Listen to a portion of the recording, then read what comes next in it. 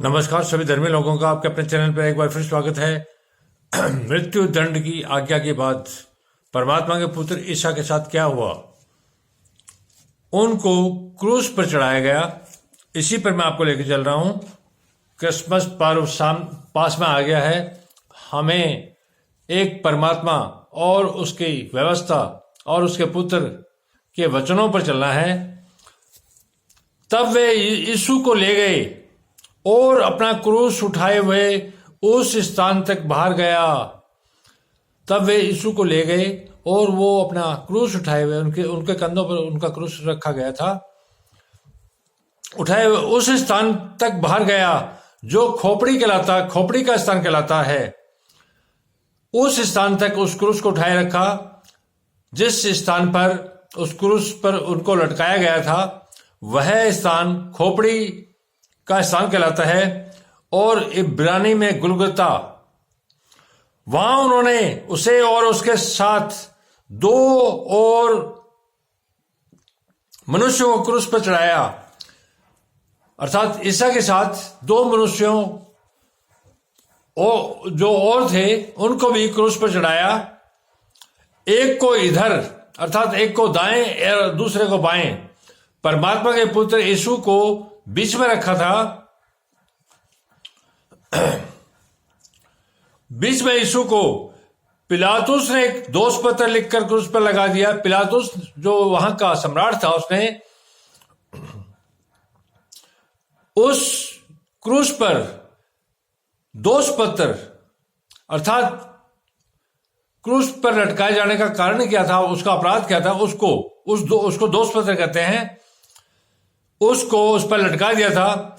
यीशु नासरी यहूदियों का राजा, यही उसका दोष था। यीशु नासरी यहूदियों का राजा।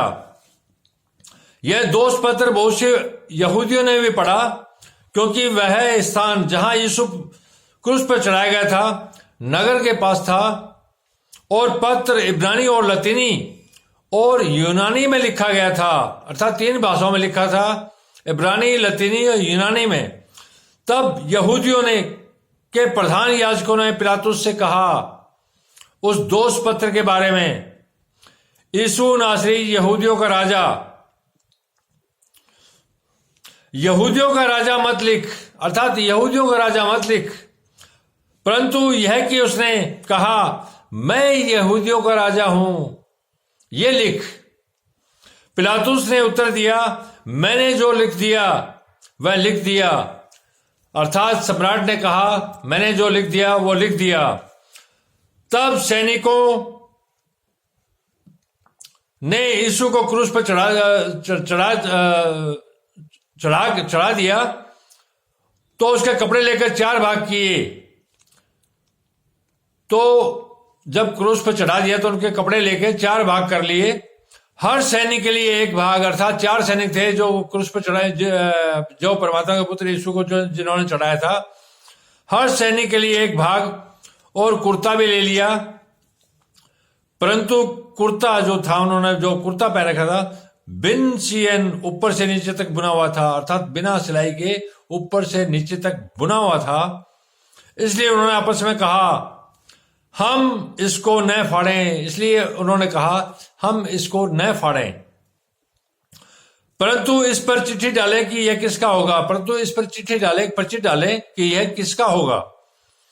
यह इसलिए हुआ कि पवित्र शास्त्र में जो कहा गया है वो पूरा हो। यह इसलिए हुआ क्योंकि पवित्र शास्त्र में पहले से ही कहा गया है और परमात्मा के पुत्र ने सब कुछ बता दिया था अपने क्रूस से पहले। और जो वचन बताए गए हैं वो इस जीवन में संसार के सामने प्रकट हुए हैं और जीवित हैं। उन्होंने मेरे कपड़े आपस में बांट लिए। यह वचन पहले आ गया था परमात्मा के पुत्र के मुंह से कि उन्होंने क्रूस के बाद मेरे कपड़े आपस में बांट लिए और मेरे वस्त्र पर चिट्ठी डाली, अर्थात उन्होंने मेरे जो कपड़े थे उनको आपस में बांट लिए और मेरे वस्त्र पर हक जमाने के लिए, मालिक बनने के लिए एक चिट्ठी डाली। यह इस क्रूस से बहुत पहले का वचन था जब परमात्मा के पुत्र ईसा सेवा कार्य के लिए इजराइल में घूमते रहते थे और लोगों का उपकार करते रहते थे। अतः सैनिकों ने ऐसा ही किया। यीशु क्रूस के पास उसकी माता, जब क्रूस पर यीशु को चढ़ाया गया था तो उस टाइम सैनिकों के साथ उनकी माता, अर्थात क्रूस के समय उस स्थान पर उनकी माता और उसकी माता की बहन क्लोपास की पत्नी मरियम और मरियम मगदलीनी खड़ी थी। अर्थात परमात्मा के पुत्र यीशु को जब क्रूस पर लटकाया गया था तो उनकी माता मरियम वहां थी।